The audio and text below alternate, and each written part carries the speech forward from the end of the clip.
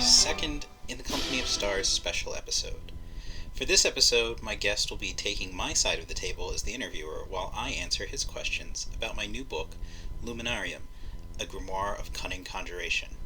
My interviewer, Alexander Deckman, is a magician who works with traditional tea ceremony, devotion to Hermes, and with the Greek magical papyri. He was also one of the magicians on the beta test team of Luminarium, and had the opportunity to read it and try it out before I sent it to the printers.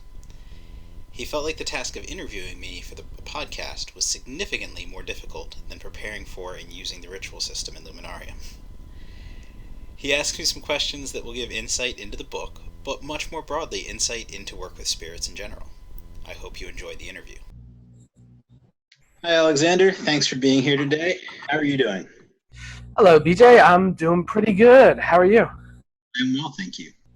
So after being able to read and sort of test run Luminarium as part of the beta team, I am definitely very excited to be able to ask you these questions about it and to be able to get this book into the hands of all these magicians who are waiting for it. Yep, I think it'll be good once people have it. Very cool. Yeah, so it was definitely a different experience for me compared to other, I guess, like grimoires and stuff that I'd gotten my hands on. It was just so kind of user friendly, which I feel like is not the typical case with a lot of grimoires for one reason or another, you know. But with this, yeah, you really could just jump right into it, and it kind of cut out the whole personal head games for me a lot of like, when can I get this done? How can I do this? It was just kind of like it cuts right through like that bullshit, for lack of a better term, and gets you right on the path to doing whatever it is you're going to do with it, you know? Yeah, that was the goal, was to get something out there that people could just jump right into without having to muddle over whether or not it was something they could or couldn't do. So I know that you say in like the introduction to the book that you pull from a couple different grimoires to kind of take influence from and to utilize aspects and pull it all together into the like unique structure of Luminarium. What were the grimoires that you chose to pull from? Well, I used primarily the Greek magical papyri, the heptameron, and the hygromantia. And I picked those because the magical papyri just are fascinating, and they have some really interesting approaches that I think can definitely add to people's experience of working with the grimoires.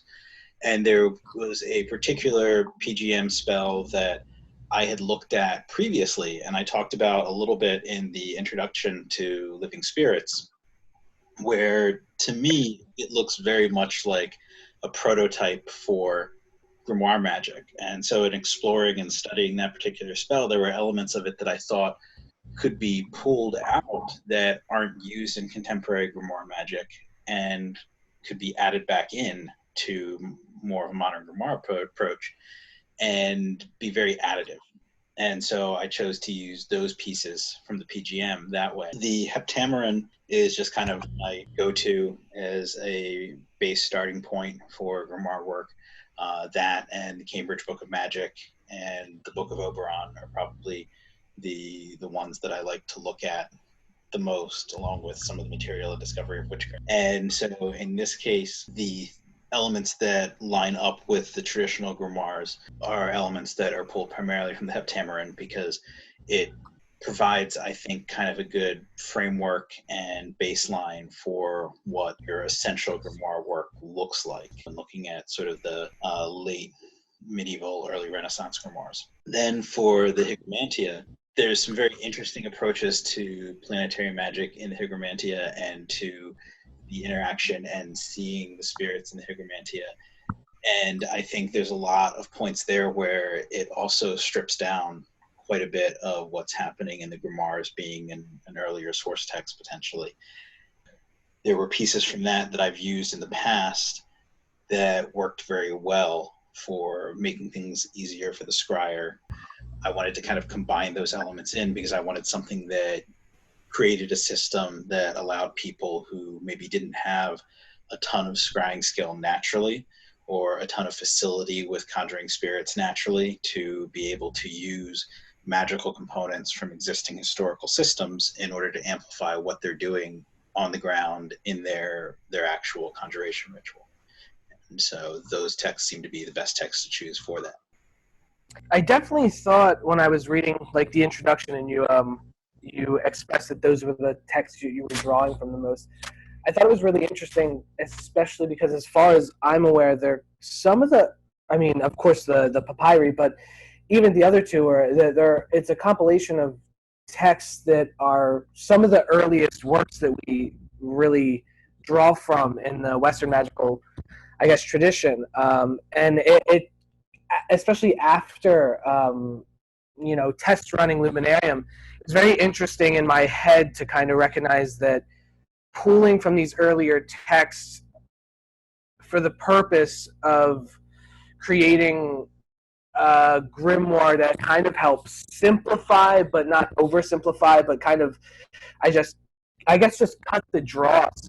I just found it interesting how going back to those original sources that are kind of pre like 1700s, 1800s, how those tended to be the ones that were the most useful for streamlining and like spirit magic.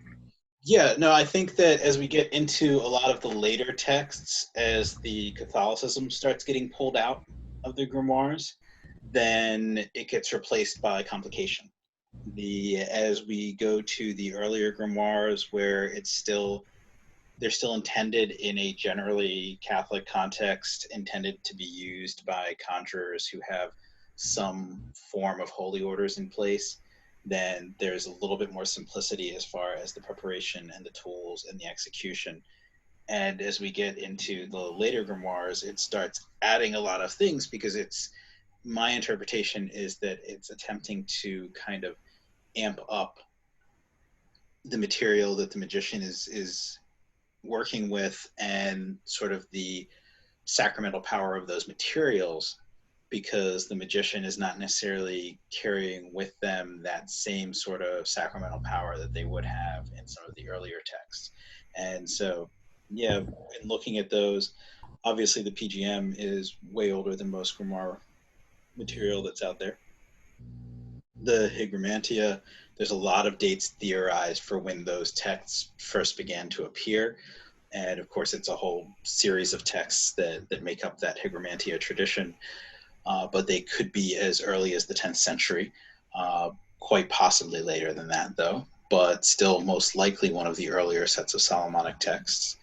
And the Heptameron also has a bit of a debated date because it could be later, closer to its publication date, or it could be earlier, closer to when Peter of Abano was alive and writing.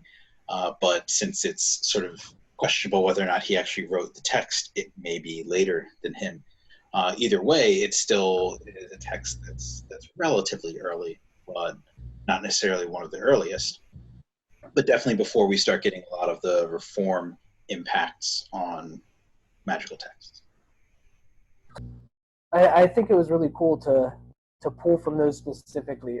I also one of the things that I really liked was seeing the primary spell that you pulled from the Greek magical papyri, because it's kind of one that you don't really see it or hear it talked about as much, especially not as much as say like the Headless Rite or Stella of Jew or anything like that.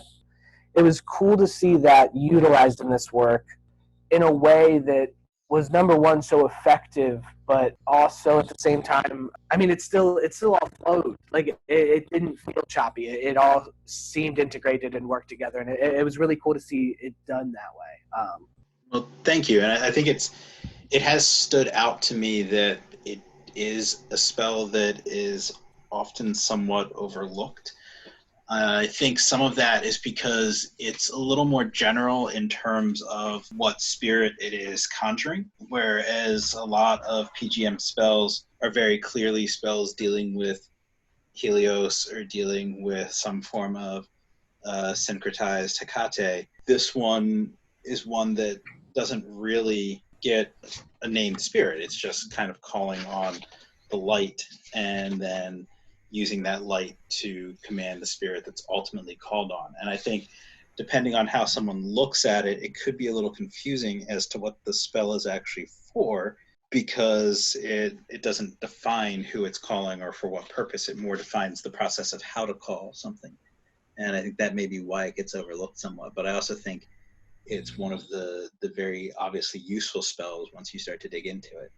It definitely added an element that, I mean, for me, being somebody who uses the PGM quite a lot, it may just be personal bias, but like it added a bit of my own personal comfort to it. But then it kind of opened my eyes to a spell that I didn't really work with that often, and kind of the more and more that I guess recognize how it was being integrated into the work of Luminarium itself, sort of opened my eyes to the greater purpose of the spell in a way that I don't think I really necessarily would have put together on my own if I hadn't seen it in the Luminarium structure.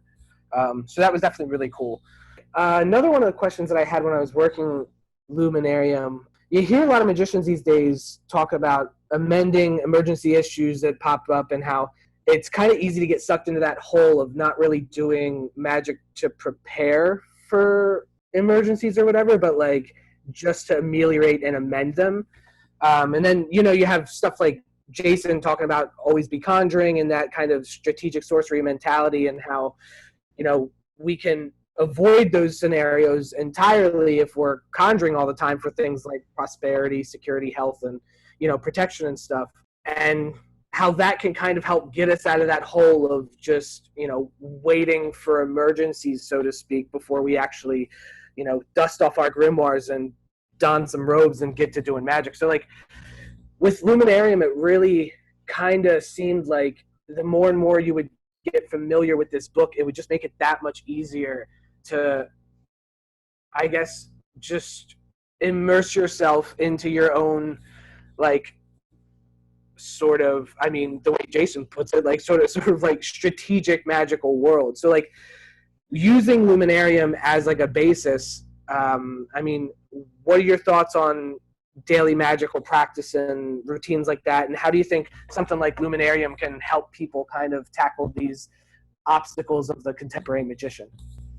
Okay, well, I think there's a lot in there to unpack, and you can kind of look at it from a few different angles. So before getting to the specifics of daily magical practice and Luminarium's role in that, just the idea of people holding off and pulling things out to deal with emergencies versus people having a regular sorcerer's practice or a regular conjuring practice, I think that's kind of the idea behind Rufus's sort of prosperity gospel of magic, the idea that you start working with the sphere of Jupiter so that you get sort of wealth and stability and fecundity in order in your life. And then once those things are all arranged, you don't have to be worried all the time. You don't have to be distracted.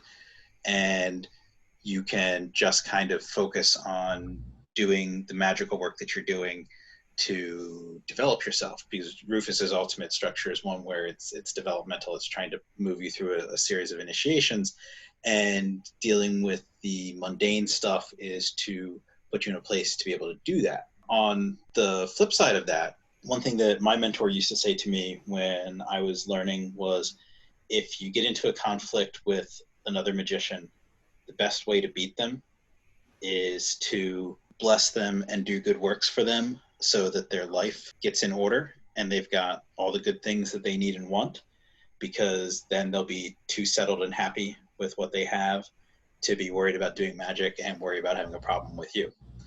So the idea that if we get everything in order, sometimes that makes it so that we no longer are thinking about magical things because we don't have a need, can be a real one. I mean, that was something Victor Anderson used to say, was that witchcraft would always exist as long as there were people that felt powerless and felt like there was something they were lacking or that they had need for. I'm paraphrasing him, but it's a sentiment that has been held out there for years as far as how people understand the nature of witchcraft and the nature of magic as something that is connected to people who are oppressed or people who are somehow in need of some recourse that they don't have through normal mundane means. And so having something there to kind of spur you on to want to work in order to bring things into your life is definitely an impetus for people doing magic.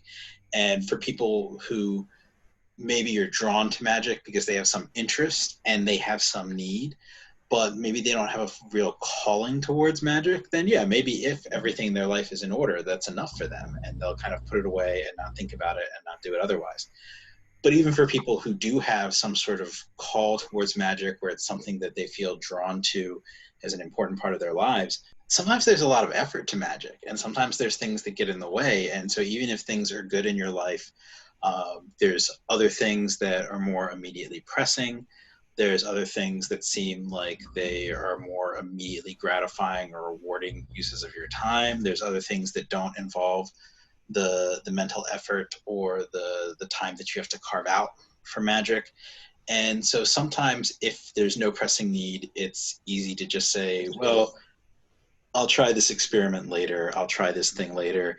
Oh, it's too much to set up all this stuff. Or, oh, I haven't copied the pieces out of my books in order to have my ritual together, and I don't have time to do that now. Or, oh, I missed the planetary hour. There's lots of ways to make excuses, and not even to make excuses, because I don't want to trivialize or belittle that situation. That's just life. It's just a real thing for people. And if you get into a sort of state where instead of magic being something where you have to build up all this time and effort, you have to put together all these pieces and tools, you have to collect together all these ritual scripts. If it's something where it's kind of woven into your life and is part of your life, then it's something where when you need bigger magic, it's a little easier to go about it because you're sort of already in that place.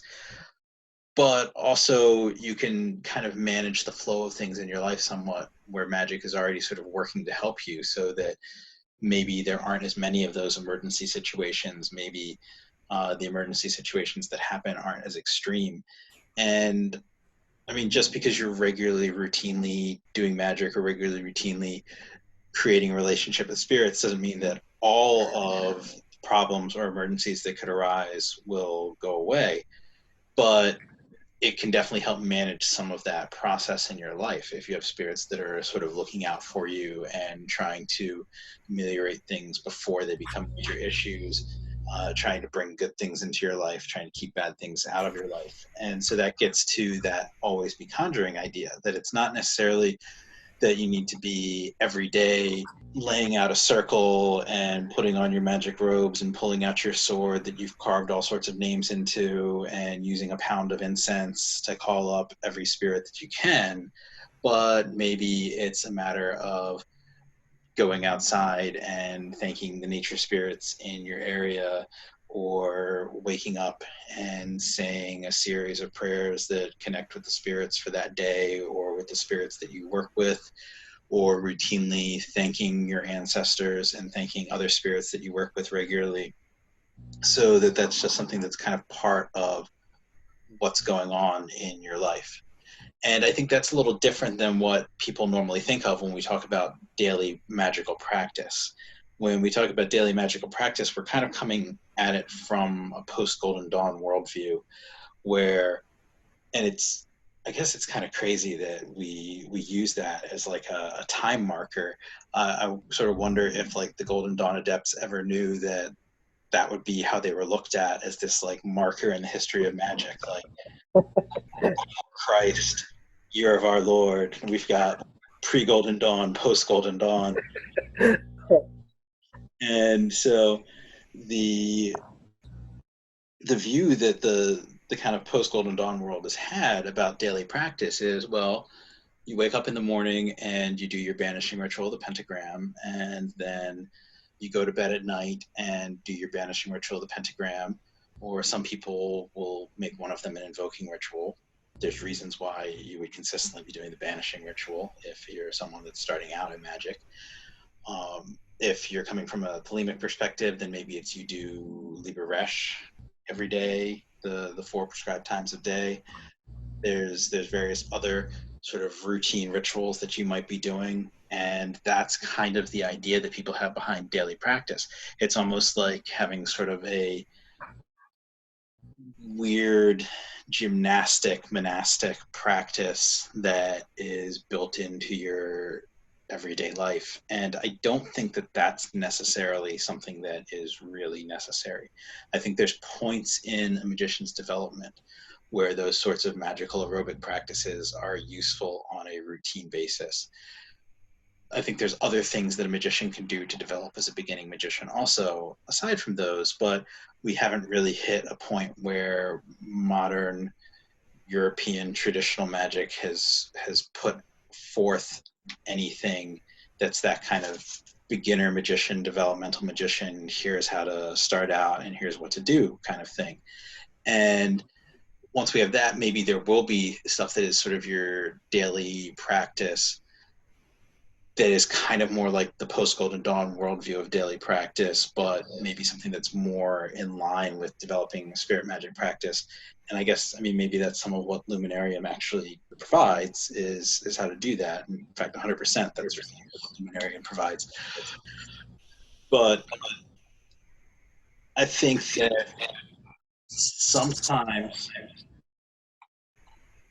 the idea of daily magical practice can just be talk to your ancestors, talk to the nature spirits, say the prayers for the angels for that day, whatever your normal things are, to just kind of connect with the spirits and keep those energies flowing in your life so that you have those contacts and those allies who are going to sort of have your back and look out for you. Other times it can be more involved purification rituals, prayers to create contacts with spirits, or things that are intended to develop certain ways of thinking, ways of apprehending the world, certain things that kind of help flex the psychic muscles and the magical muscles in order to help develop you to be able to do ritual work. And it just sort of depends on where you are in your practice and what you're doing. And as far as Luminarium goes, Luminarium provides a lot of techniques that are intended for that. In addition to providing sort of a specialized conjuration method, it provides a lot of things that you can use leading up to those conjurations in order to further empower and further prepare you to make you more successful in those conjurations. But it takes the approach that you can select which ones make sense for you, and you can do them over the amount of time that makes sense for you. And you shouldn't let needing to take 3 days or 7 days or 9 days of fasting prevent you from doing your conjuration work. If there's something where you have to do something and you've only got a day or two to prepare, here's a handful of ways to get yourself purified. Here's a handful of ways to connect with the spirits. Do those things for the day or two that you have to get ready, and then do your conjuration. If you have time and you're just sort of on a regular schedule of, I'm going to conjure things when I need to conjure them and there's nothing immediately pressing, or I'm going to set up a cycle of conjuration experiments and there's nothing immediately pressing, then yeah, make these things part of a routine daily thing until you start to see the effects of them and you start to see the effects on your conjurations. And that's, I guess, kind of my view on the whole always be conjuring daily practice sort of thing. Yeah, so I mean, I definitely see what you mean by that, about how like the always be conjuring definitely helps in the sense that it consistently and constantly gets you engaging in your spirit world. Like, on that notion, then, as you get better and better and develop a better relationship with the spirits around you, your ancestors, stuff like that, would you say that maintaining your magical routine gets easier as you get more experience? I think when I was a kid, it was very easy to be excited about all of these things and use that excitement as a way to jump in and do more and more. As I got older, I don't know how much of it was sort of the element of having done stuff for a while, and so some of the excitement of it is out, versus how much of it was that there's just so much more happening in life, and that gets in the way. But I would say it can definitely remain difficult over time to make yourself decide, like, okay, I want to do big ritual work. As far as small day-to-day stuff and small acts of magic, then yeah, the more magic you do, the more you kind of come into contact with magic and get used to using magic, and the more you find simpler ways to do it, then yes, that becomes easier over time. And I think as we begin adopting more of a model of building relationships with the spirits in the world around us, then that's something that we can do in a very simple, organic manner. And so that's something that becomes simpler and easier over time. I think as far as the big stuff goes, it's either got to be something where you're in the routine, and not necessarily the routine of doing big stuff, but the routine of doing some sort of spirit work, some sort of magic, or it's got to be something where you're excited for it. Otherwise, yeah, it's easy to find things to get in the way, and I don't think that changes over time. But I do think that the more prepared you are, the more you have things ready to go. If you have space dedicated to it, if you have your tools kind of already set up and put together, or if they're in a specific spot, organized and easy to draw from, then that makes it easier. If you have your rituals that you're going to use scripted out where you can just pull them out when you need them, that makes it easier. The more prepared you are and the more you eliminate the ability for excuses, the easier it is.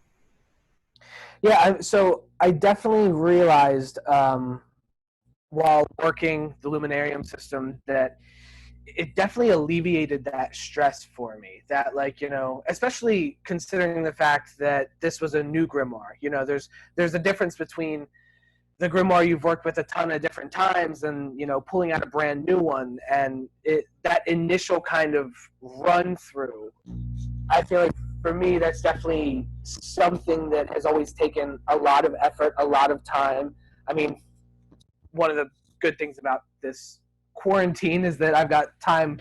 I got all the time in the world at this point, but, you know, like, if my actual life were back to normal, that's a big undertaking to kind of take on. But I realized with Luminarium that a lot of that stress was kind of smoothed out. It was easier for me to just pick this up and run with it, even though, you know, I only gotten it in my hands maybe a day or two before. So, like, how were you able to alleviate that process with Luminarium? Well, a big part of it was intentionally putting the ritual scripts in such a way that you don't have to go put a script together. You don't have to retype out or recopy pieces from throughout the book or go to a bunch of different books and pull pieces. Everything's right there in one spot for each particular planet that you're going to work with. So it's basically your working ritual book right there. And I think for a lot of people, I know for me specifically, that can be a hurdle sometimes. Just saying, all right, I've got to put together all these ritual pieces and have my ritual script ready to go, if it's not something where you're used to working that ritual script. And a lot of the grimoires, a lot of the way they're set up, it's not something where the ritual is laid out all in a simple order that you can just follow from the book. You've got to copy the different pieces and arrange them because each piece is sort of in a section that's describing how to do that thing. And then you have to draw the pieces that you actually say it do from the rest of the instructions and put them together into a usable script. And so this sort of does that for you, where it's got all of the pieces already there ready to go. As far as organizing the tools are mostly things that are available in your household. And so they're things that most people are going to have on hand, and there's not a lot of special prep that has to be done to the tools. So it's a lot easier to pull those things together because you can probably sort of read through it and think, okay, yeah, I know where I've got this, I know where I've got that, let me go grab these things. All right, I've got all my tools. And if there's a tool that you don't have, it's the sort of thing that you can probably run to the grocery store or maybe to Walmart or Target and pick up. It's not something where you're going to need to go to your hardware store and buy a bunch of specialized construction tools and special order materials from online to have the right type of wood and whatever other materials have to be derived from some secret mine in the center of the earth and specially constructed on special days in order to use them. Everything that you're going to be using, because most of the tools are based on older magical sources, they're things that are simple to get. And so I think that alleviates a lot of the stress, and it's not super tool heavy either. A lot of things are just sort of very baseline. It's the bare minimum of what you need.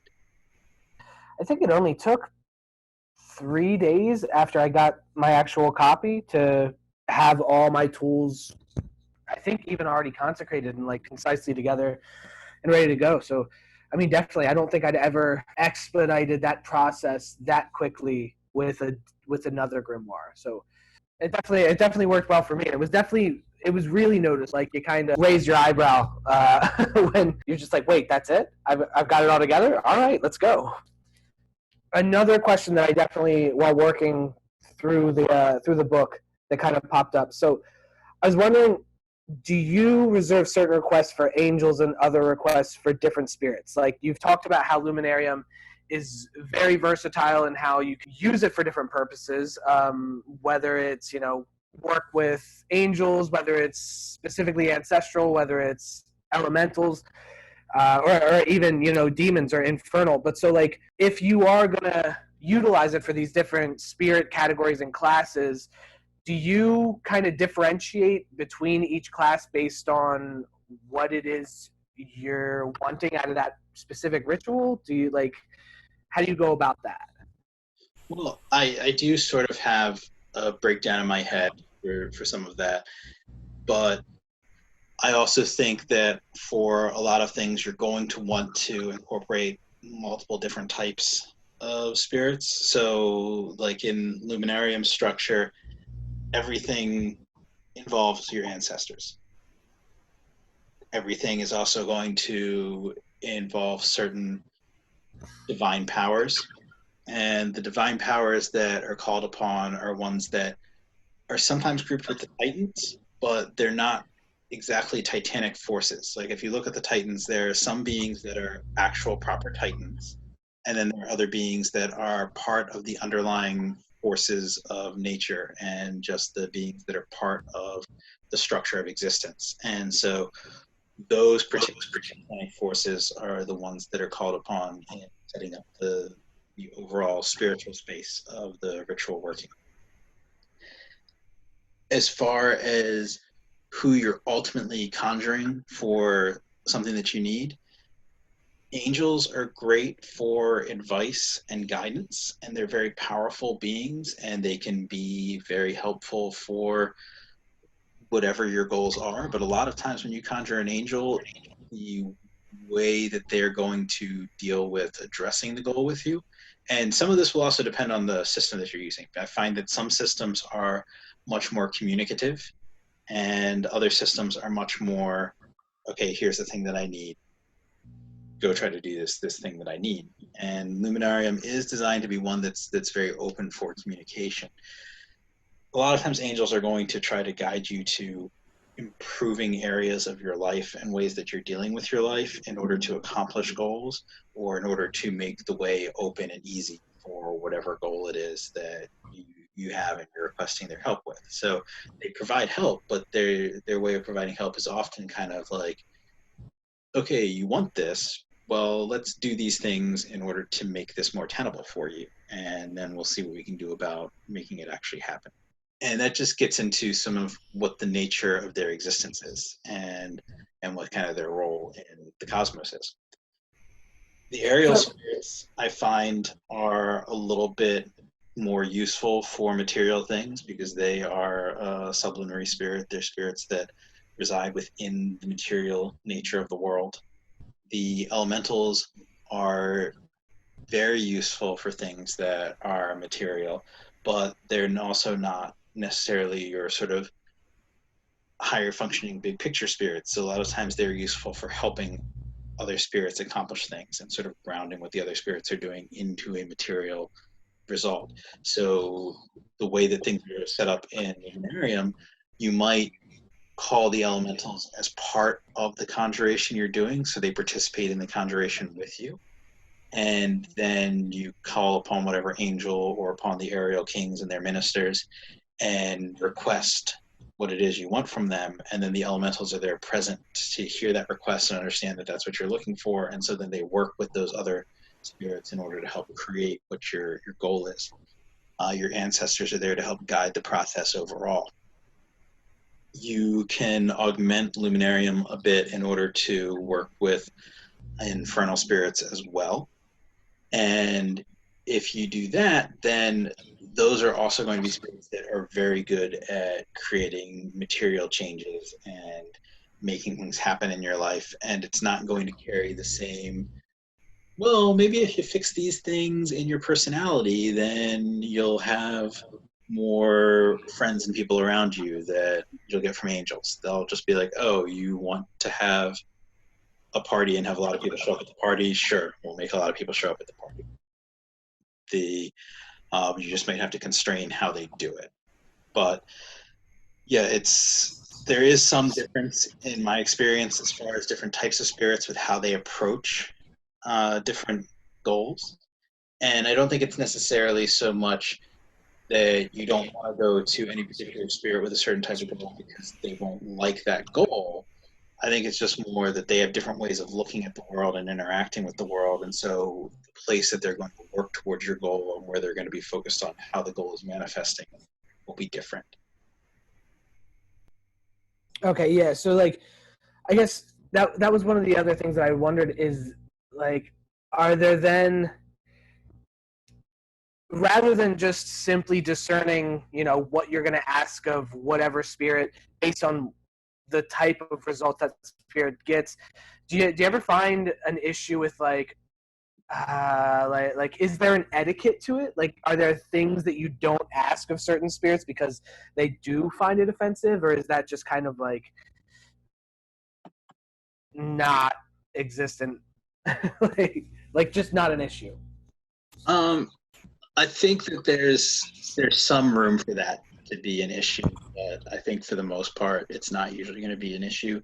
So Luminarium doesn't really deal so much with calling upon the nature spirits in your locality, but if, say, you were invested in an oil transport company, you probably wouldn't want to go to like the local river spirits and ask them for help with putting a pipeline in. They're not going to be down with that. So that's a good way to have all of the horrible folk tales about evil water spirits happen in your life. So you've got to look a little bit at the interest of the spirits. And I think the more spirits are tied to material existence, the more spirits are going to have personalities that impact how they view different goals. I know there have been times where I've brought stuff to my ancestors, and usually they're pretty helpful about things that I bring to them and that I need help with. And I would say that some of the stuff where I would think, okay, maybe you don't ask your ancestors for help with this or for that, it's more about my biases and my interpretations of things than it is about stuff that they actually care about as spirits. But there are some things that are still going to be issues. Like, your ancestors want you to help support your family. So if you're going and asking them for help with something that's damaging to your family overall, that might not be as in line with what they want to help you with. I know personally I've had one or two instances where I've turned to my ancestors for stuff and gotten a response back of more, why don't you just be more merciful and helpful and accepting? Why do you want to be against this other person on this thing?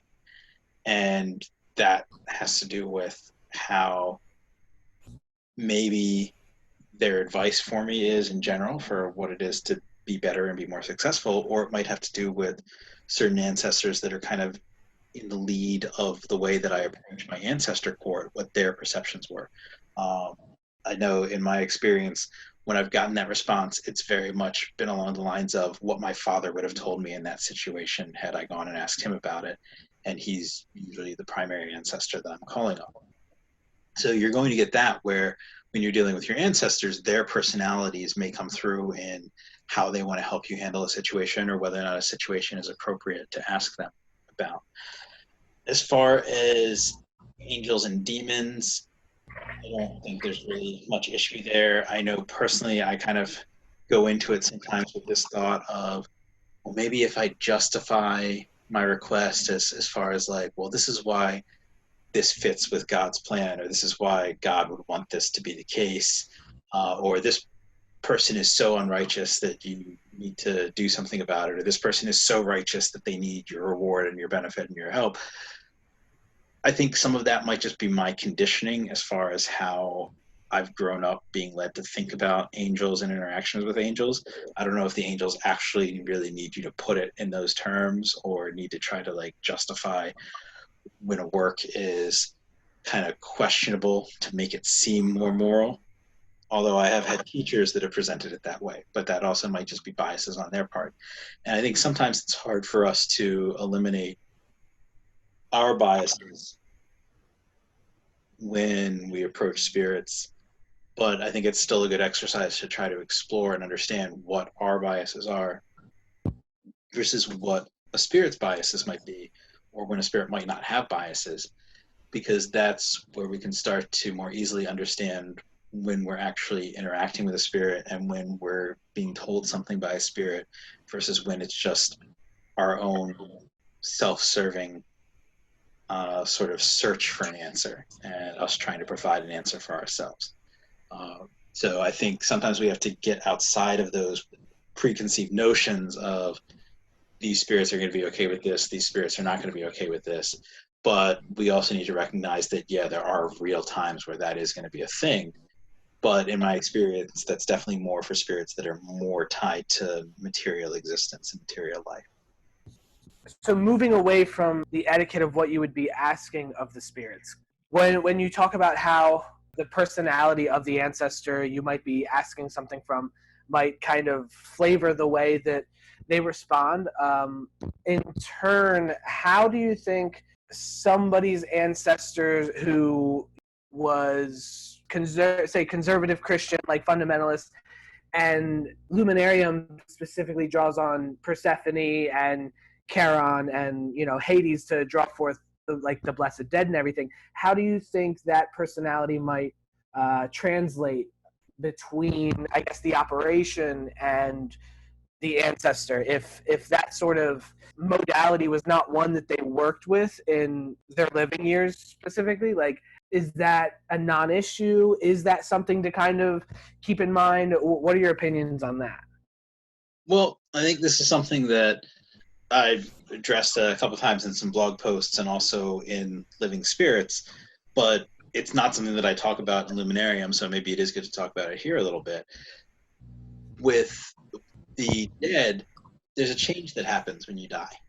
The part of dying is healing. It's healing from the various ailments and diseases that are impinging upon you at the end of life. But it's also healing from a lot of the emotional and mental baggage that you've carried with you. And so those things that aren't really a part of who you are, but maybe have kind of colored how you see things or how you look at things, those things are things that you should heal from in part of that dying process. Now, that doesn't mean that everyone becomes perfect when they die. There are still people who could be problematic amongst the ancestors. And some of that has to do with things that are just so deeply set in them that they don't heal from it just from that process of dying. They're things that are set more in where they become kind of intrinsic to who they are. And so that's stuff where they might need more work, which you as a magician in their family can help provide in order to kind of heal and move past those damaging parts of self that may still be retained.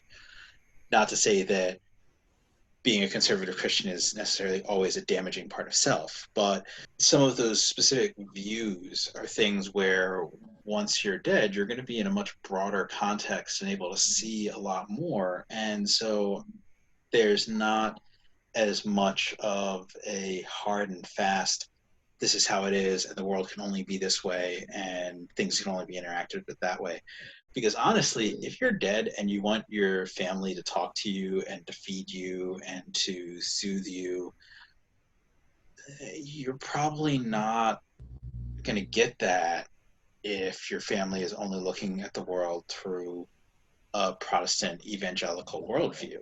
You might get it from like an old Catholic worldview, but even there, it's probably going to be somewhat limited unless it's an old Catholic worldview that has built itself around other folk traditions and folk customs that incorporate that.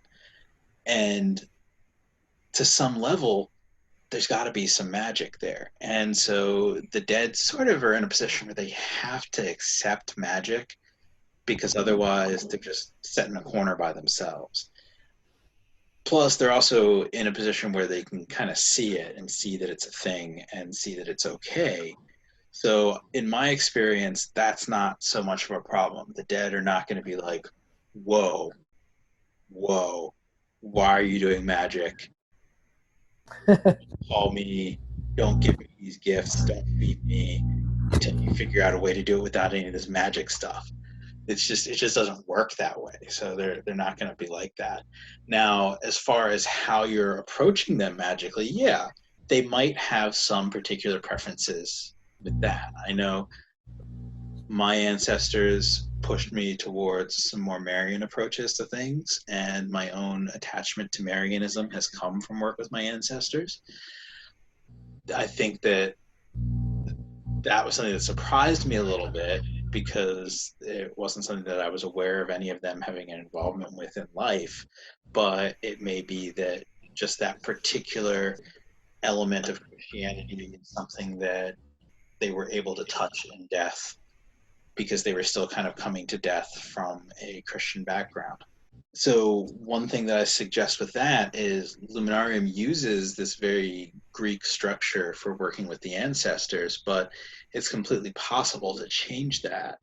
As long as you have all the same components in place, you can use other divine and spiritual beings to contact the ancestors. And I think that's something where it gets weird in contemporary magic, where people want to look at different systems and say, oh, well, I don't like the religious nature of that system, or I don't like the symbol set that they're using, so I want to change it. And people don't understand all of the deep set elements of the symbol set that's there. Like in, for example, the lesser banishing ritual of the pentagram. A lot of times people change that to something that is not a Judeo-Christian structure, and so they think it's as simple as finding other god names to put in place to deal with the different names of the quarters. And so they try to look at the nature of the quarters and pick god names that connect to those specific quarters.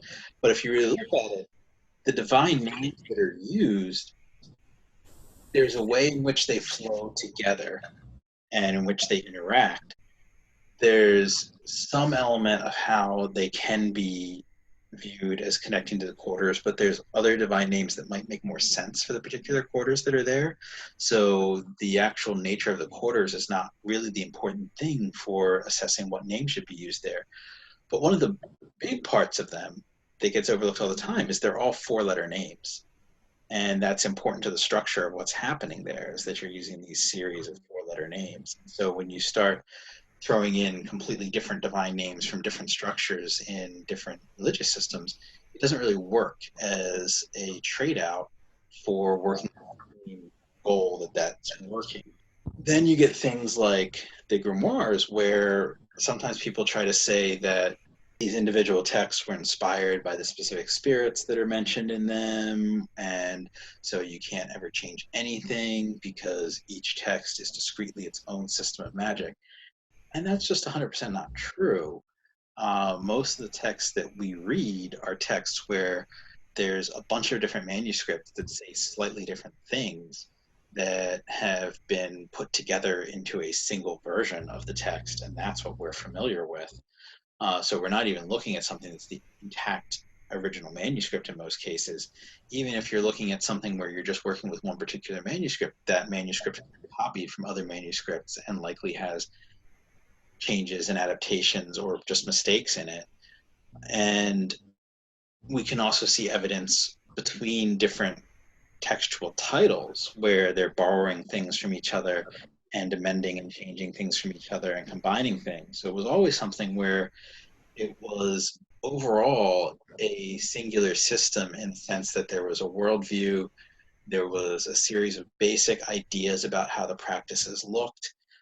There was some basic prayer language that tended to be used, but not a system in the sense of here's exactly the way this is done for this particular thing from this particular source. And so there's room for adaptation and change and mixing and substitution, but you still need a very deep understanding of what's happening with each piece and why the pieces are structured the way they are in order to be able to go in and make those changes and make those adaptations in a way that's meaningful and still works. And so in Luminarium, most of the things that are there are pretty simple things. They're things that you probably shouldn't need to really change or adapt too much, but there's still some room for adaptation. There's room for saying, okay, I don't have this exact tool, but I have this other thing that'll do something similar, and I think that'll work. There's room for saying, I'm not exactly comfortable with this prayer, but this other text has a prayer that works in a similar way and does the same thing, and I've used that before, and I'm comfortable with that, and swapping out a prayer like that. And for the ancestors, it actually talks about being able to make that swap. And so it presents a ritual for working with your ancestors outside of the context of the actual conjuration, but then you also do that same ritual as a rite within the conjuration when you're doing the conjurations. And it presents it in sort of a Greek-based structure, but you can easily swap those Greek figures out for Christian figures or for Jewish figures or figures from any religion, as long as you understand that religion's view of the afterlife and what spirits do what things in regards to the afterlife, and you're picking the appropriate traditional spirits and you have an appropriate relationship with those spirits. And if it's one where it's more comfortable for you or where it's more comfortable for your dead, then that's fine, and that works. And it should be pretty simple to understand it. You just need to make sure you have all the same basic steps happening because you're engaging the dead for a particular reason in this case. There's lots of ways to engage your ancestors. There's lots of ways to work with your ancestors. Some of them do very different things. And so you might engage your ancestors in a way that's just for talking with them and where there's not really a magical component. You might engage them in a way that's aggressively magical, where you're calling on them and empowering them to do stuff and binding them to do it. You might do it in a way where you're drawing on their power. You might do it in a way where you're asking them to sit with you and aid you. And this is more of the sit with you and aid you approach. And so as long as you've got the components that are necessary for that sort of approach, then yeah, you can make changes on that for what's more comfortable. As far as the other openings where you're drawing on some of the Titanic forces, there's not going to be a lot of things that I can recommend that would be good alternatives for that. But yeah, maybe there are somewhere. Maybe you could use biblical passages to call upon similar powers in a different context in order to get that same creation of the world approach going. But I think for the most part, in a Western mindset, those sort of Greek concepts are going to be ones that most magicians probably are going to be familiar with and comfortable with. We've been going on a lot about the adaptability of Luminarium and everything like that, and how its overall structure and method was completely intended to be as fluid as you created it to be. We've addressed a couple different spirit classes and talked about, different, I guess, cultural mindsets, different aspects and characteristics of those spirits themselves. But what would you say about completely porting Luminarium structure to working with, I guess, specifically infernal spirits like demons? I feel like that's the one that you would have to make the most adjustments to the actual working structure with Luminarium. So, do you think when it comes to binding and preparing or protecting yourself from said demons, and what would you do? What would you do differently? What would you add? What would you take away in order to do that? Interestingly enough, the basic ritual structure for Luminarium is similar to a ritual that I've presented elsewhere, which was actually a ritual I performed at William Blake Lodge several years ago. And in that instance, we did conjure a demon and ask the demon for things. Individual people had the opportunity to come up and make pacts with the demon. The scryer, once everyone had made their offerings as far as what they would offer in exchange for what they wanted, and those were presented, and the scryer spoke with the demon. The demon agreed that it would do them in exchange for the offerings that were offered, and people got the things that they asked for.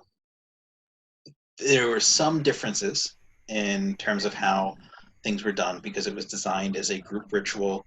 It was designed kind of as a ritual to present this type of magic for people who were coming to the event. And so it had more participatory elements. A lot of the parts were expanded out for dealing with additional people. And some of the kind of create the structure of the world for the ritual space was not as present in that version of the ritual.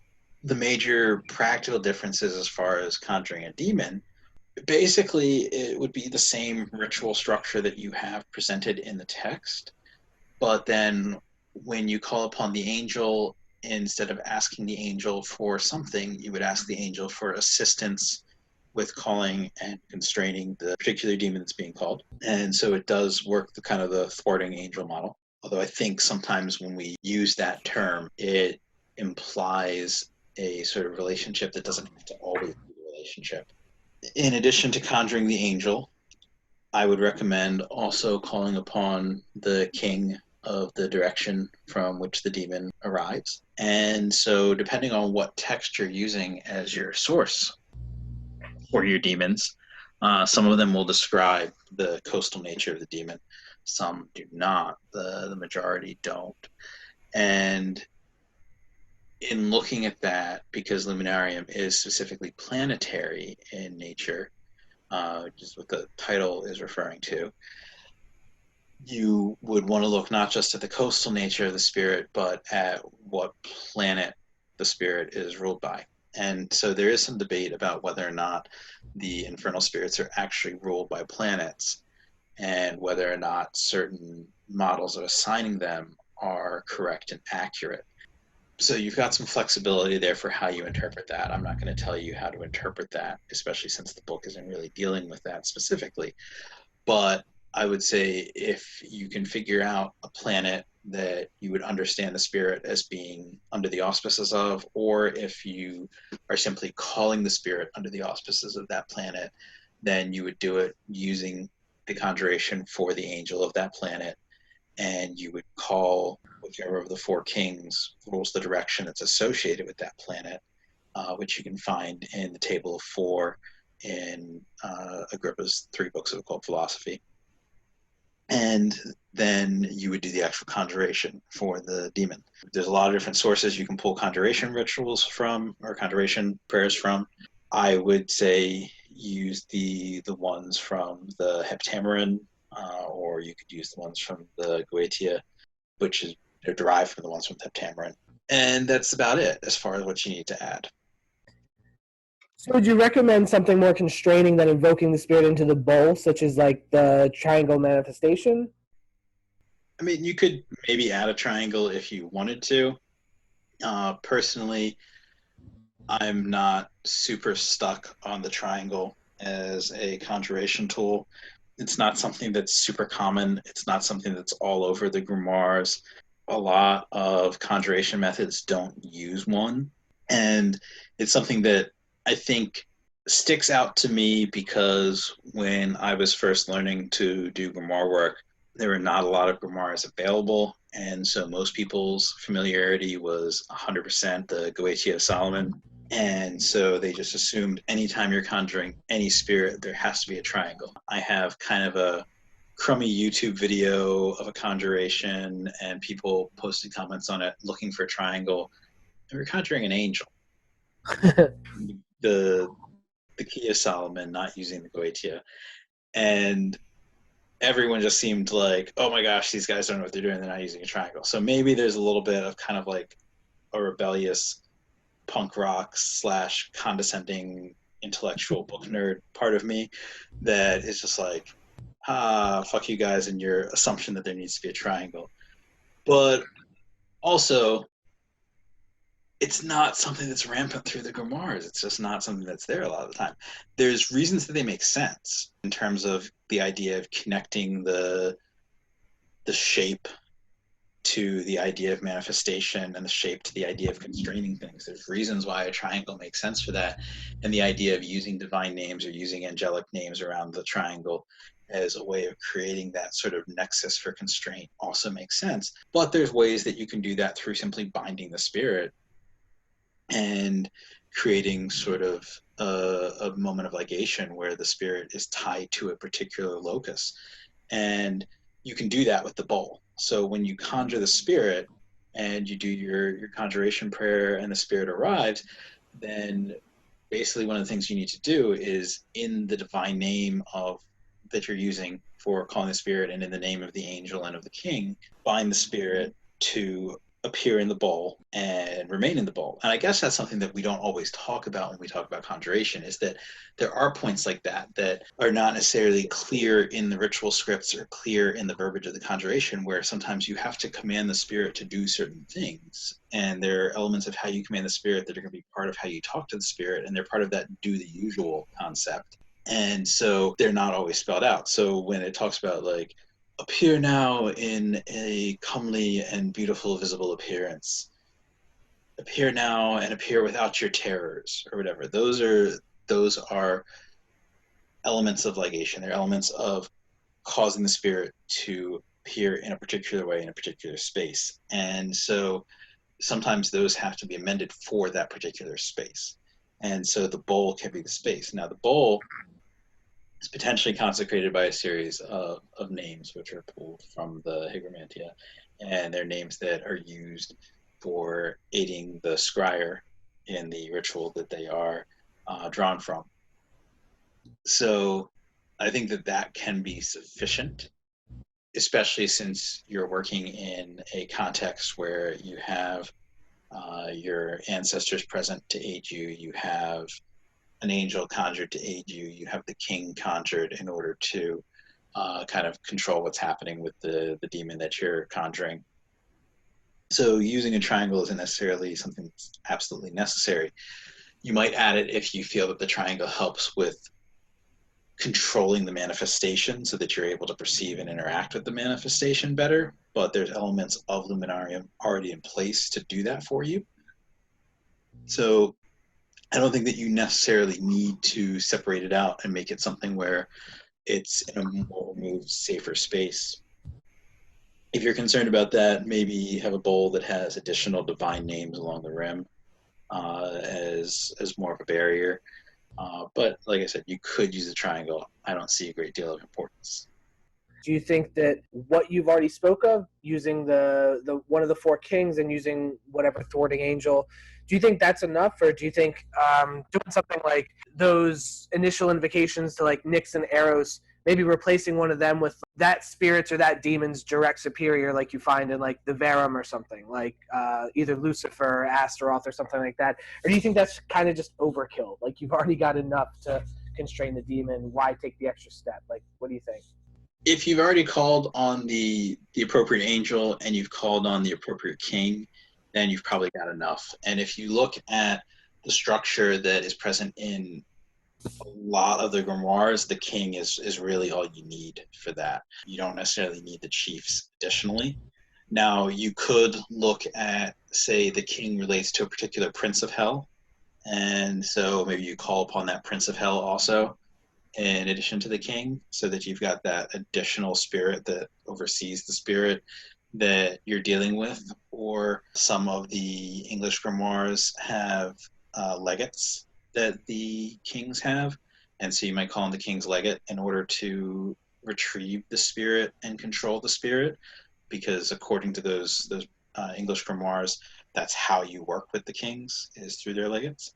You could call upon one of the chiefs if you could identify which chief that particular spirit is under, but then you're getting into kind of a bigger hierarchical restructuring where you have to kind of go through, figure out, all right, which demons are under which king, which kings relate to which other kings and rulers of legions, because you have another series of kings in addition to the four kings, depending on which text you're looking at. And then which of the three chiefs relate to that demon, or which of the three chiefs do the particular kings fall under. We're starting to see some more research into the thrones of hell. And so you might even take it into like, okay, well, which spirit rules which throne, and which throne is this particular demon allied to.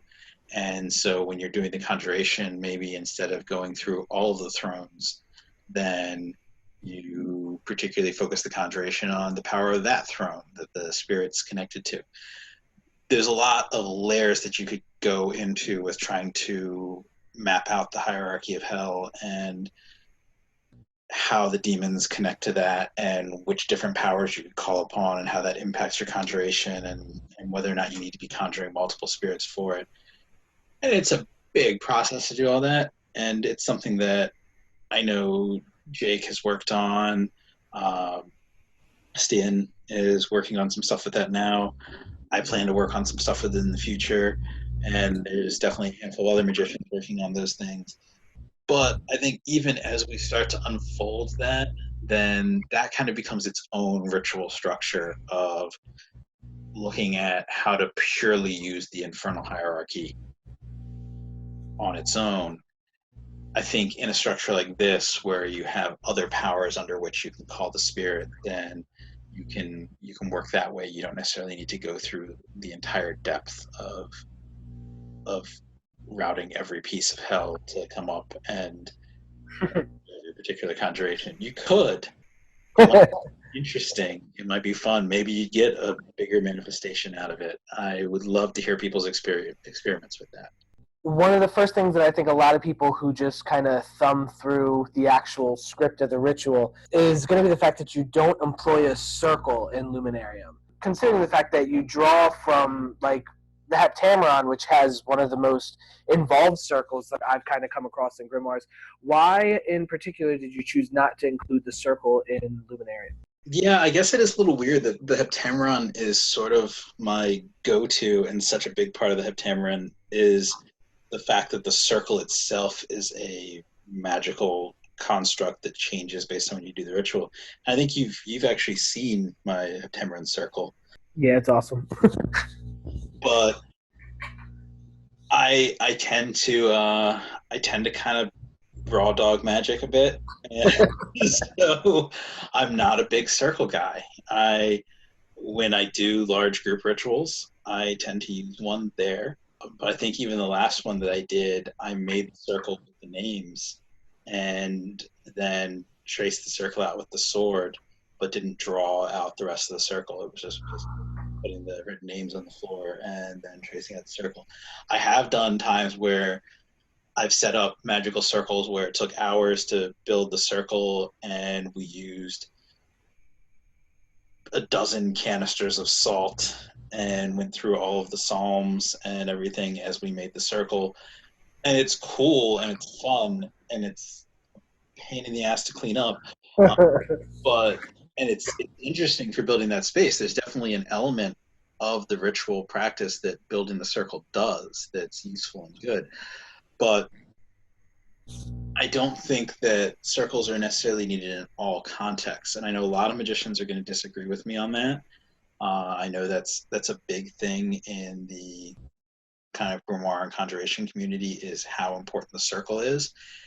And I think what people kind of forget sometimes in looking at that is the circle is based on the idea that you are going out to a clearing in the forest, you're going out to a cemetery, you're going out to an abandoned coliseum, you're going out to some sort of remote place that's away from everything, and you're conjuring. Or you are taking a room out in a side hut on your property and carving into the dirt when you're just sort of using that space for magic. Or drawing on your floor, your living room floor in chalk and doing magic, you're building a circle in a space that is not designated for magic. If you're working in a temple context or in a space where that space is consecrated and dedicated for magic, and the space has sort of a permanent setup to do the things that a circle does, then you don't necessarily need to have a specific circle constructed in that space every time you're doing magic. There may be some magic where, yes, the circle makes sense because the circle is doing particular things in that magic.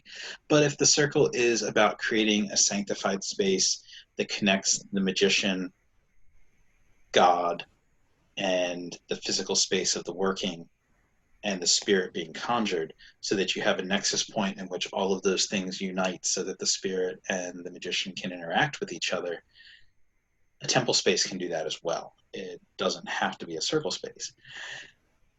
What Luminarium does is it creates that type of temple space through the interaction with the ancestors. You basically set up an ancestor shrine, and the ritual is worked at that ancestor shrine. You have another altar that's used in conjunction with the altar for your ancestor shrine. And so you're working in the space of the dead at that point. Basically, it's like a cemetery space. It's a space where it is in between a space for the living and a space for the dead. It's not fully the space of the living material world. It's not fully the space of the spirit world. It's a space where the two worlds meet together. And the dead are sanctifying and protecting that space for you. You're also calling on certain divine powers to create the grounds of creation, so that you're in that sort of open magical space at the beginning of the cosmos in order to create the things that are going to happen through the ritual. And so between those elements of creating a divine space and a spiritual space, in my view and my experience, you don't necessarily need a circle for working in that kind of context. And so that's sort of the approach that Luminarium's taking. You could create a circle, but you would have to have your ancestor shrine either in the middle of the floor or have it movable in order to bring it into the circle to do that. So I don't think that that's necessarily the way to go. But there's lots of magic and a lot of systems that don't use circles. They use other sorts of setup spaces, other sort of shrine spaces. And that's sort of more the approach that Luminarium's taking. Okay, so we've addressed a lot of the kind of concerns about the safety of porting Luminarium to a demonic format and calling in infernal spirits and everything. So I guess just to wrap that up, like the people out there who might say that overall this is just not a good idea and that you shouldn't really freestyle demonic evocation in any sort, that like you should just stick to the Key of Solomon or the Grimoire of Verum and go with that. What are your last thoughts for that argument? Well, I mean, the Key of Solomon and the Grimoire of Verum were not the first ways that people worked with demons. There were lots of ways going back millennia that people have worked with demons. And so there will be a lot of ways in the future that people work with them as well. I think there are definitely some ways that people approach that are less useful or less good, less reasoned out, and don't make a lot of sense. I think there are some that are sort of popular to make fun of in the magical community, and I'm not going to get into making fun of them here, but listeners that know will know which one I'm talking about. And so I think, yeah, you've got to be smart. You've got to really look at what it is you're using, whether or not it makes sense, whether or not it's just something someone came up with in order to sell some books by being scary and spooky, or if it's something that is actually a reasonable way to work. And in this case, the text isn't even advocating working with demons using the text. So it's definitely not something where it's like, here's an easy way to work with demons and call them up and be super powerful and become some sort of godlike being that is able to manifest everything that you've ever wanted in your life in 2 easy steps. It's definitely not that. But that's pointing out that it's not that doesn't mean that you couldn't use it for working with demons or couldn't use it for working with other sorts of spirits than the ones that are given as examples in the book. You just have to do some modifications. And those modifications are still going to be drawn from traditional sources. So it's not saying necessarily completely eschew everything from any of these traditional grimoires. It's just saying here's a way to work with grimoire style conjuration in a simpler context that's still drawn from grimoires and their source texts and still incorporates the components that are needed in order to be successful in that type of magic. But it's a little bit more approachable and a little bit more tenable than what's in some of the texts, both in terms of how it's presented and in terms of what it's actually telling you have to do. And then, yeah, you can amend it if you want to change what types of spirits you're working with. But when you amend it, you're still going to work with those same sorts of source texts in order to figure out how to amend it.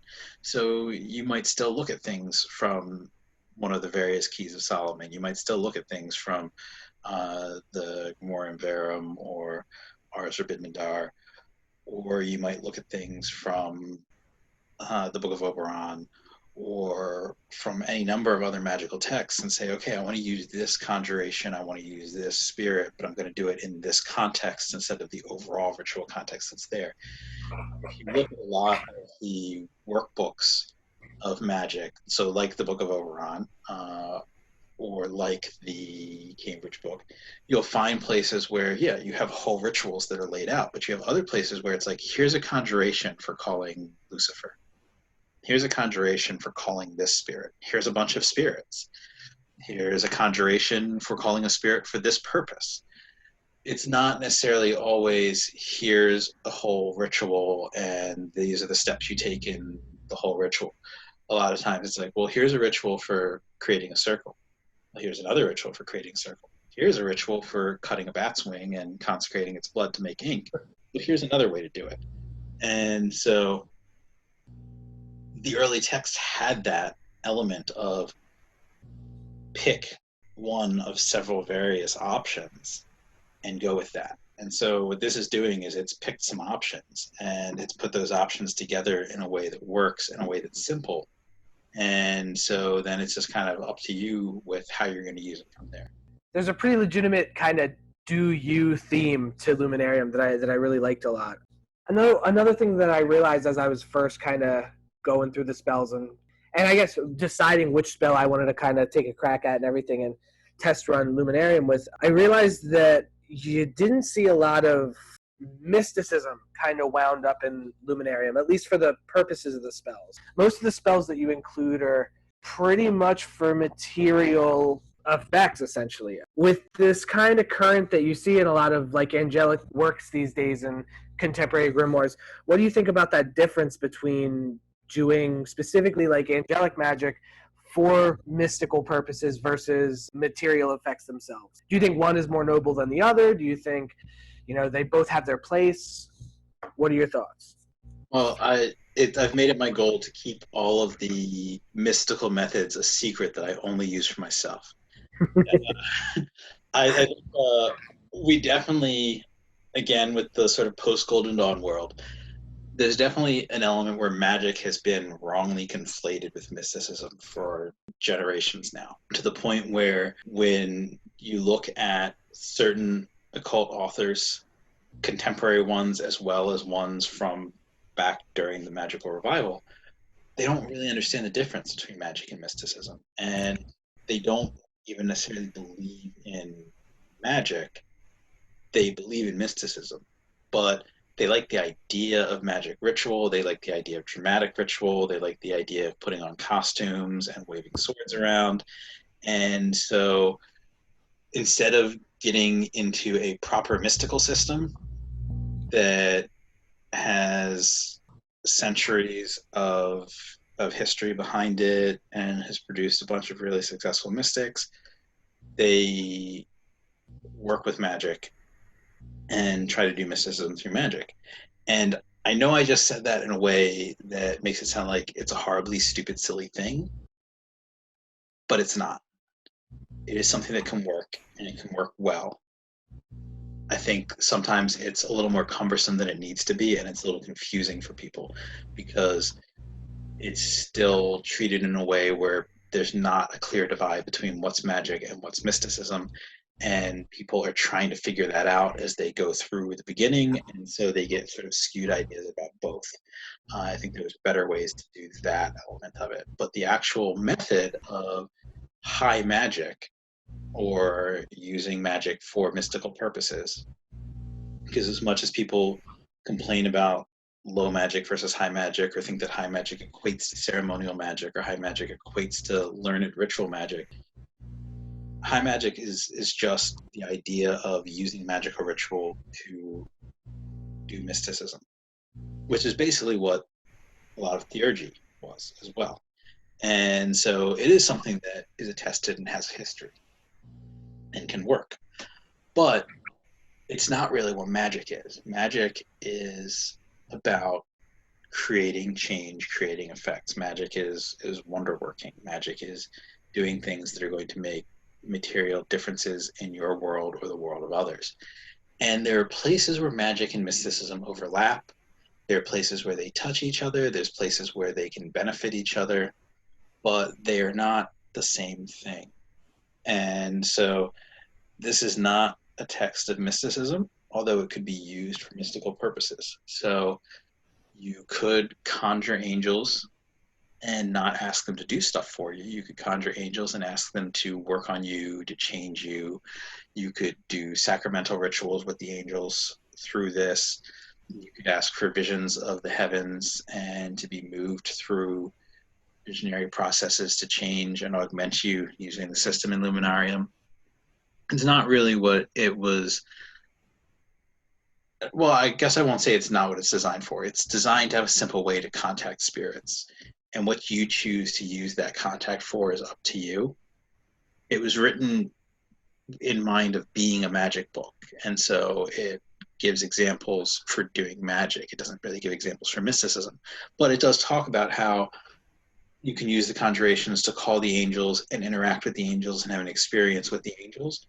Or you can call the angels to ask them for knowledge or information about something, or you can call them for some particular material purpose, or call them to help command the aerial spirits and have the aerial spirits perform a particular purpose for you. So you've got all of those options there. But yeah, the examples are examples that are material examples, because that's the magic end of things, and that's the easier thing to give an example of. As far as the mystical end of things, call upon Michael, ask Michael to show you a bunch of things related to his nature and how to come more into contact with that nature, and how to allow that nature to shape you and develop you and make you into a better person, and what virtues are aligned to him and how you can obtain those virtues, and to see the level of heaven that he oversees, and do that with the rest of the angels, and you can have a whole mystical process with this system, and it'd be a fairly simple, fairly accessible mystical process. But it's written and presented as a magic book, and so it focuses on the magic end of things. I don't want to say that one is more noble than the other specifically, and the reason I hedge on that is because I don't want to create a value sense in terms of differentiating the two. I think a lot of times people get very upset about labels, and they get very upset about differentiating things because they believe that it's automatically assigning a value.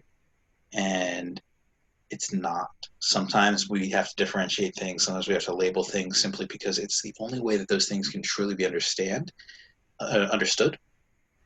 And by assigning those labels, assigning those understandings to them, we can get a deeper view of what their intrinsic specific values are. And they become each more valuable to us in that regard, as opposed to something where we say one is better than the other. There's definitely going to be times where magic is better than mysticism. If you really need to fix your car situation, you could try to do that with mysticism, but it will be a little harder and probably less effective. Magic's going to be better for that. If you feel like there's something missing in your life and you've tried to find all sorts of ways to fill that hole and all sorts of distractions and enjoyments, and you still feel a certain emptiness, maybe you are searching for something that's beyond what's just in front of you in life, and then mysticism is going to be the answer for that. And in that case, mysticism is probably going to be better than magic. So it really depends on your situation and your goals as to which one is the more noble or which one is the better thing. So then on that notion, to take that like a step farther or a step further, sometimes you see people attach like a certain duality to spirit magic where they consider like magic for material purposes to be specifically reserved for infernal spirits and mystical stuff, spiritual attainment, all that to be kind of set aside for angelic entities and stuff. So like, what are your opinions concerning that like sort of dichotomy that you kind of see set up? Like, do you think that's a correct representation of how magicians should interact with those spirits? Do you think it's harmless? Do you think it could even be kind of damaging in a certain way? Well, I think that when people talk about breaking out of dualism and breaking out of kind of a false dichotomy in magic, that there is an extent to which that is important. And there's also an extent to where people start taking that concept further than what it actually means. And again, sort of saying that any sort of distinction between things is creating a false dichotomy or being dualistic, and that sort of dualism is just anathema to anything magical. And that's just not the case. And I think, again, where we have the idea of dualism as a problem is when we start to create dualistic divides that are based on valuation or based on good and evil or right and wrong. And we're sort of setting up the world as if it's this kind of cosmic battle between things. That's the element of dualism that is useful for us to try to transcend. And there's points where that can be useful, probably more so in mysticism than in magic.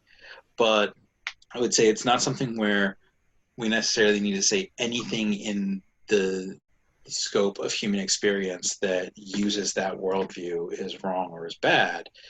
It's just that we need to recognize that sometimes there's more than one worldview that we can use in more than one situation. And this is not the same as kind of the chaos magic paradigm shifting. It's more the sense of multiple things can be true at the same time, as opposed to nothing is true and we just need to rotate through how we're interacting with that lack of truth. More so, a lot of things are true, and sometimes those things that are true seem conflicting to us even when they aren't actually conflicting. They seem mutually exclusive even when they're not actually mutually exclusive. And I think that plays into the overall idea of a non-dualism, the ability to accept multiple true worldviews at the same time and use them in the contexts that are appropriate for them. Now, as far as spirits go, I would say that we don't want to be overly dualistic in the sense of these spirits are good and these spirits are bad. Where it's useful to understand differences in spirits is to understand elements of personality, not necessarily elements of scope, because when we're looking at the spirits that people tend to apply this dualism to, they generally have a broad scope, regardless of which end of the spectrum they're on. But they're still going to interact with things and work with things in different ways, and there's still going to be different ways that we're going to interact with them and call upon them. And so we do need to understand those differences in order to be able to work with them effectively and in order to be able to make choices about when we want to work with one versus when we want to work with another. It's too simplistic to say that there's no difference between angels and there's no difference between demons, and for any given thing you should call on any given angel or any given demon, and nothing matters except for your individual preference or feeling at the moment.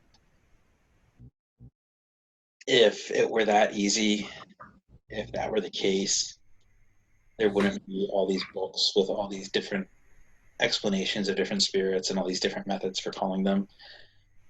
There's got to be more to it than just that. Now, we don't necessarily have to buy into demons are evil hellspawn that are bent on destroying the cosmos and destroying mankind, and that they hate us and want to bring us down, and by conjuring them that we're going to become the puppets of Satan and sell our souls and go to hell. And that angels are these warriors of salvation that are going to come and strike down the demons and be more powerful than them and teach us the errors of our ways and lead us to some sort of better, more godly life.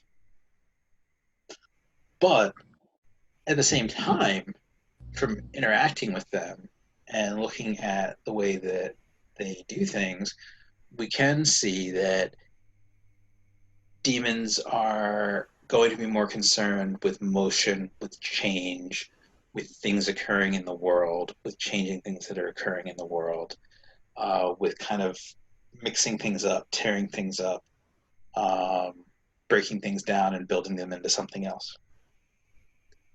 Angels are going to be concerned with perception and action and how we look at things and how we relate to things and how we move through things and how the choices we're making impact things.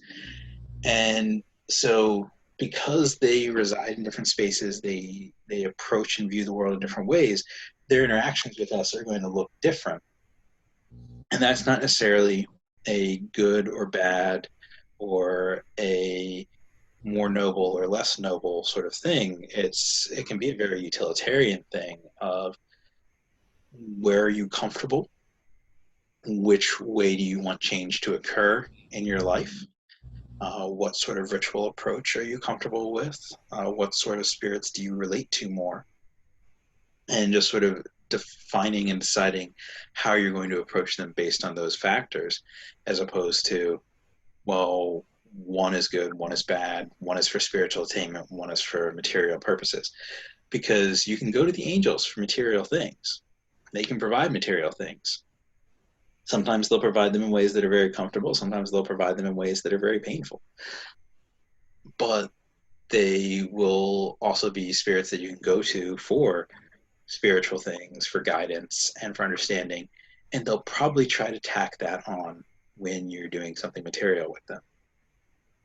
With demons, you can go to them for knowledge. You can go to them for wisdom. They can teach you things about the world. They can teach you things about yourself. They can help you see things you didn't see before. They can help you learn things. That's a big part of what the role of demons traditionally was in historical magic. So if that's the case, you can definitely work a path of spiritual attainment and a path of sort of theurgic development while calling demons for that purpose. But the more straightforward way to look at them and work with them is to call them for things that you need, to call them for material things. And for a lot of them, when it's talking about what they do, it's they provide these things, they provide these powers, and they teach you this knowledge. So it's really a question of where you're going with it and how you're using it at that point, if you're trying to use it for something that is more get things done in your life, or if you're using it for something that's more move yourself along a trajectory. I mean, I definitely see what you're saying with that. I definitely agree with that too. I think that it's kind of interesting how just in talking about Luminarium and the methods, the mentality, you know, the intention that went behind it, I think it's kind of funny how everything that we've talked about has almost in a way also been directly pulled from your first book. Yeah, from Living Spirits. And so I guess it kind of got me thinking, like, did you specifically intend Luminarium to like construct and syncretize like the basic practices of Living Spirits, or did it just kind of happen that way? And like, did you originally intend Luminarium to kind of stand independently from Living Spirits and just to sort of elucidate and expedite planetary magic, or did you intend them to kind of really piggyback off one another? Well, the intention was definitely for it to be its own independent work, but the kind of worldview and approach to magic that I describe in Living Spirits is essentially my worldview and approach to magic. So that's going to be the worldview that informs other things that I put together. Now, if I'm writing something about a very particular existing system, you'll probably see less of that sort of living spirits worldview in how I'm describing that system. If I'm trying to basically give like a discrete presentation of, this is what the Merkaba is, this is how the Merkaba was historically, this is how it would look if you were doing it historically. Now, if I was writing it, something about the Merkaba, I was writing, this is sort of what the Merkaba was historically, and this is how I would advise that you work it into an existing contemporary magical practice. That existing contemporary magical practice exploration might have something that looks more like it's impacted by the thoughts and ideas that are described in Living Spirits. And so I think it's kind of a question of, am I writing something that is my view on how to do things, or am I writing something where I'm presenting something about an existing system? And that's going to kind of determine whether or not my own worldview and my own way of working is showing through. In this, because it's just basically presenting a ritual system and a system for preparing for that ritual system, kind of almost creating its own practical system in and of itself. You could really describe Luminarium as a system of magic as much as it is a book. It's going to draw from that worldview. That's the worldview that I operate in, and it's going to be based in that. But it's not intended necessarily as a sequel or as a part of a series. There is a sequel to Living Spirits that I'm working on that is kind of a step-by-step primer for how to be a sorcerer or a magician working within this living world of spirits. But that's a separate, more involved text that I'll be working on for a while longer. This was definitely just supposed to be kind of a standalone, here is a way to do magic, go do magic kind of thing. It definitely works exactly in that structure. With that being one of its definite greatest strengths, what do you think are some of the other strengths that you really intended outside of just that primary expediting kind of sense? And yeah, like who was the intended audience with this? Well, I think as far as, I'll start with the intended audience because that's the easier part of the question.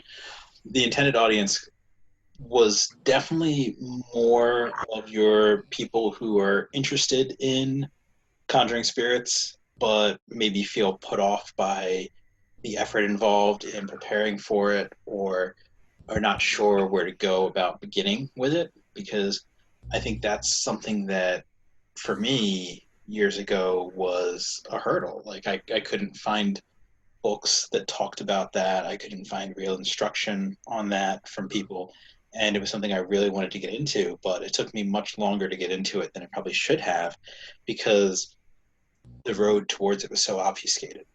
And so this is intended to be something that allows people to jump on that horse and ride right away without having to jump through a bunch of hoops to get there. When I was sending out beta test copies to people, one of the people that I sent one to was someone who has, to my knowledge, never done any magic, never read any magic at all. And I was very curious to see how that went for him. In his case, I'm still waiting to hear from him. He was wrapping up some other stuff at the time and not able to dig into it till after I was done putting everything together. But I think definitely it fits that space of someone who's never done any magic before, or maybe they've done some magic but they haven't done any spirit conjuration, can pick up Luminarium and run with it right away, and within a week or so be experimenting with conjuring spirits. And that's the main goal. As far as intermediate or adept practitioners, I think there are things in there that will be useful for them. I haven't had the chance to have any really go through it and give me their feedback on whether or not they found it as something that would be useful for them. But it presents a system of conjuring spirits that's different from what's out there already. It's not like certain attempts of approaching something, approaching it in a different context where it's so far afield from conjuration and from exorcism and from conventional European traditional magic that it's unrecognizable or is its own bizarre thing that's somewhat questionable. This is definitely grounded in European traditional magic structure and in ideas that are those ideas which tie to European traditional magic. But It simplifies things. It adds in components that augment the scrying process and should empower and clarify that even in an experienced magician. And it also provides a different approach to preparation that draws on multiple different sources and multiple different traditions so that the magician has different options for how to create sort of spiritual power and authority and how to go about preparing themselves so that they're able to effectively engage in conjuration regardless of what their background is. So I think for experienced magicians, intermediate magicians, adept magicians, those elements of it may be useful, going through and saying, all right, well, here is an approach to building a spirit relationship that I hadn't looked at, or here's a particular prayer practice or ritual practice that I can use that I hadn't thought about using with conjuration before. And I can kind of magically augment my preparation practice in order to make things easier when I'm going into conjuration. Here's elements of this conjuration that build a structure that's not like the structure that I'm used to using in a conjuration, but there's ways that this is augmenting the way that the overall magic of the conjuration is going to work. Luminarium uses an approach where, again, it starts with building the universe. It starts with calling upon your ancestors. It starts with calling upon divine powers that specifically tie sources of magic to targets of magic so that there is a capability for impact and a capability for change. Those are all things that are built into the ritual structure of Luminarium that are not built into most conjuration systems, at least not in a way that is as active and present. It builds in work with a system for illuminating your spiritual vision through work with your holy guardian angel, which again is something that's not very present in most grimoire magic.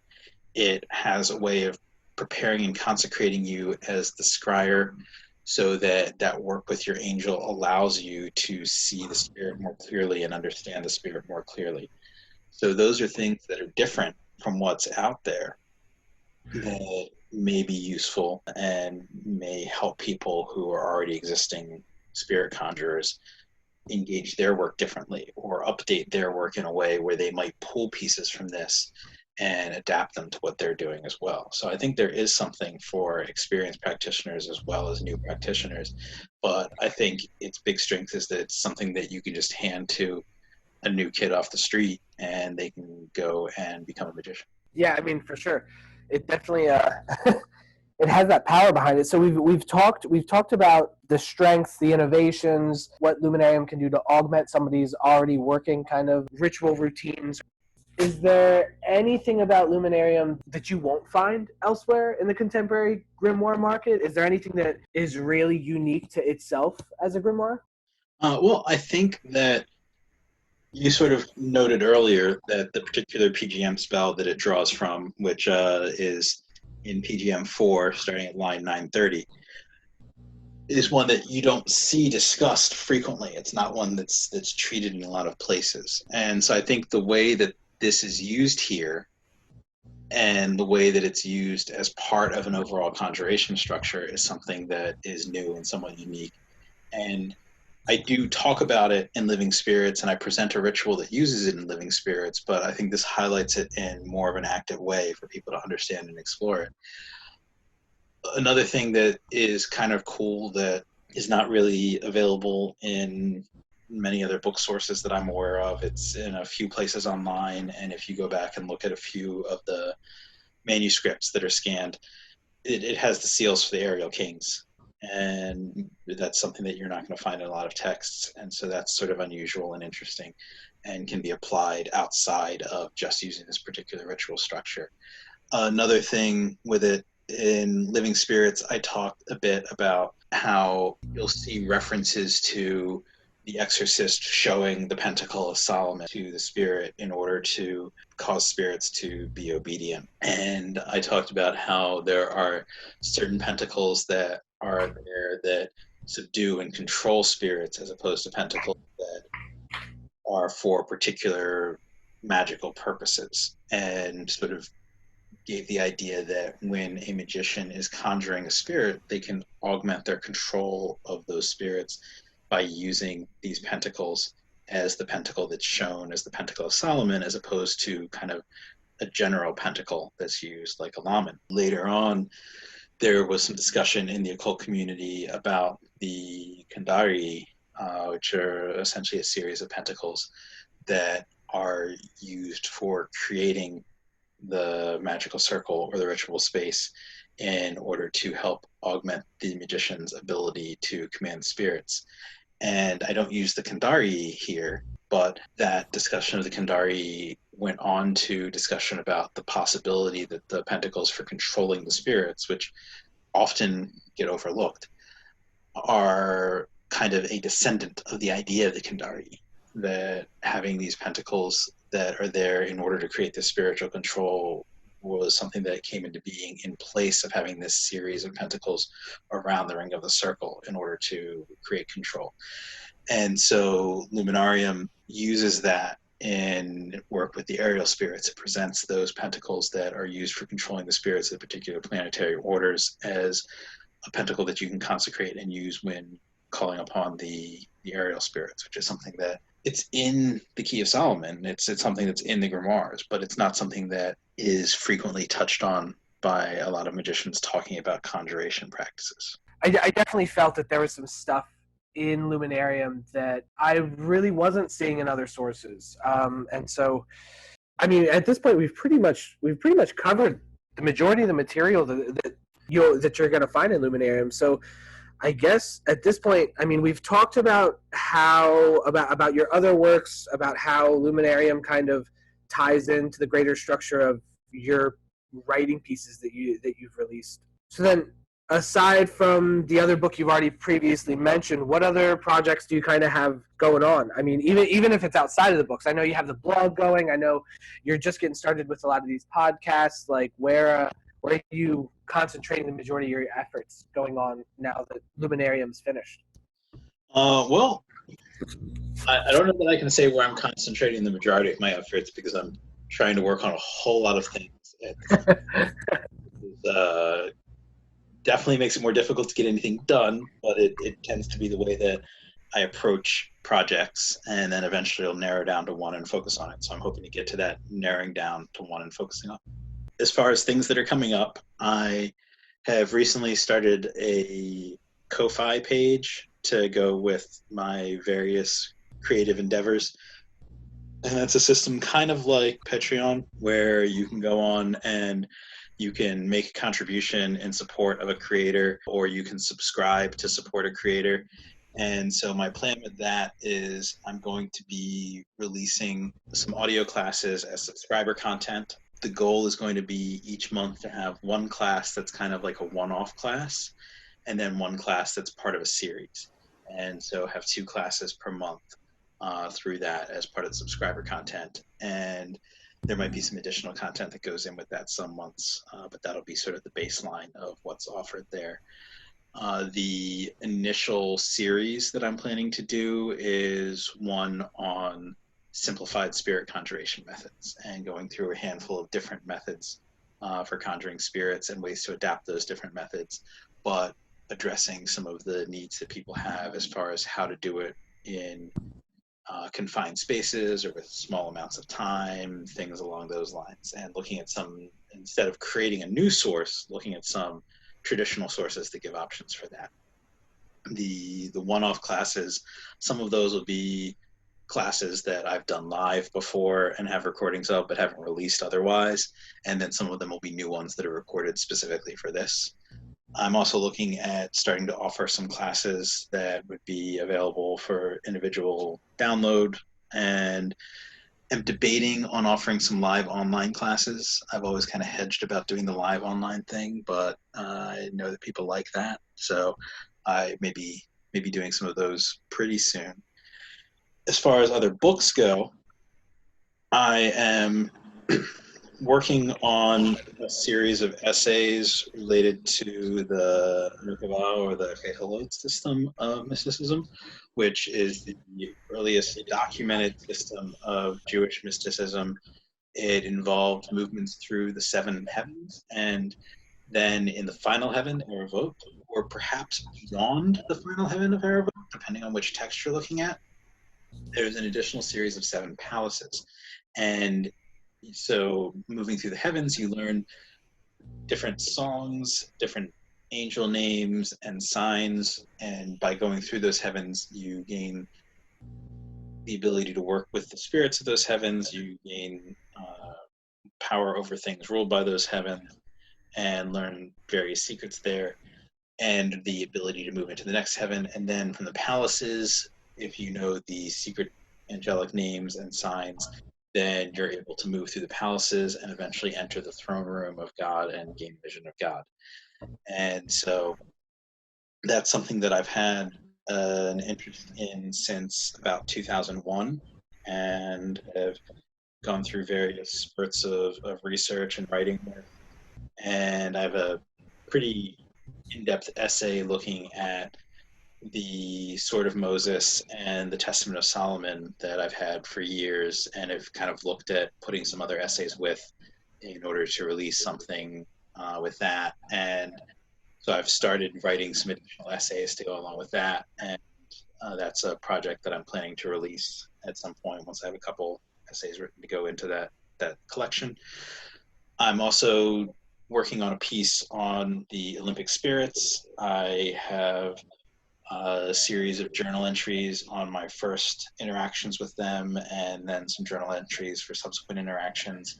And I'm doing some more conjurations to kind of clarify some of the things that I experienced in those initial conjurations. And the new project goes through the overall setup of the conjuration, goes through some analysis of working with the spirits, presents all of the journal entries, and then analysis of the individual journal entries, and then sort of a meta-analysis of how the information from the different conjurations tie together. And that'll be presented along with an essay that I previously published on the history of the Olympic spirits in occult literature, and should be one of the more thorough works on the Olympic spirits available at that point. There's some other parts of looking at the Arbitel that I'm thinking of writing about for that, but I have some outlines for those, but I'm going to kind of decide as I get deeper into the project whether or not to do that additional piece of it as well.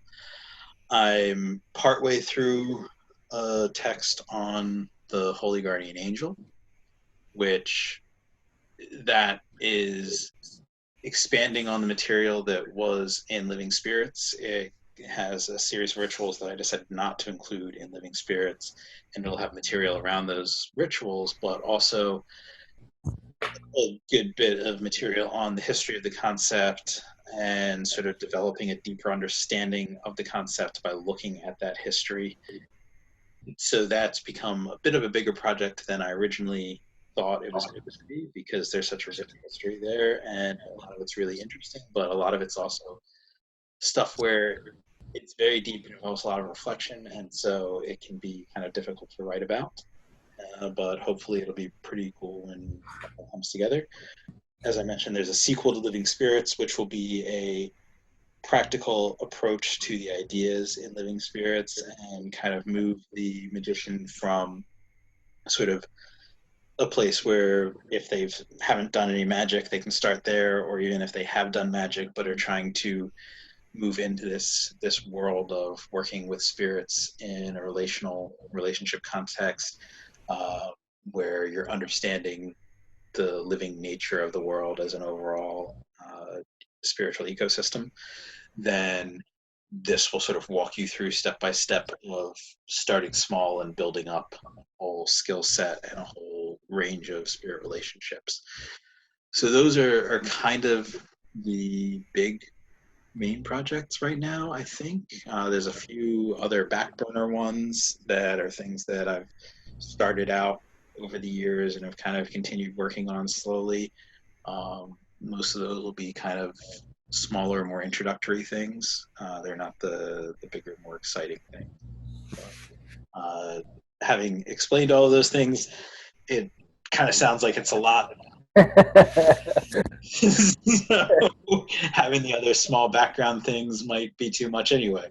Well, I feel like at the very least, for anybody who's already got your first book and who really like the material that they've read by you, be it Living Spirits or the blog or anything like that, they definitely have a lot of material to look forward to in the next coming couple years, or who knows, however long it takes you to work through that massive pile of projects you got going on.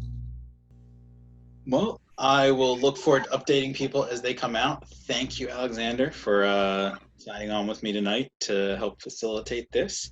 Hopefully people enjoyed it, and it was great talking with you. Absolutely. Thank you. It was a lot of fun.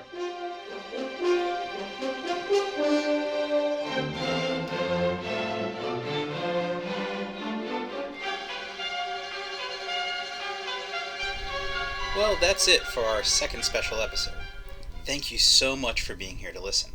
Alexander and I have known each other for several years and have frequently talked about magic, so I figured with his experience testing out the book, he was one of the best options for interviewing me on In the Company of Stars. I hope you all had as much fun listening as we had chatting.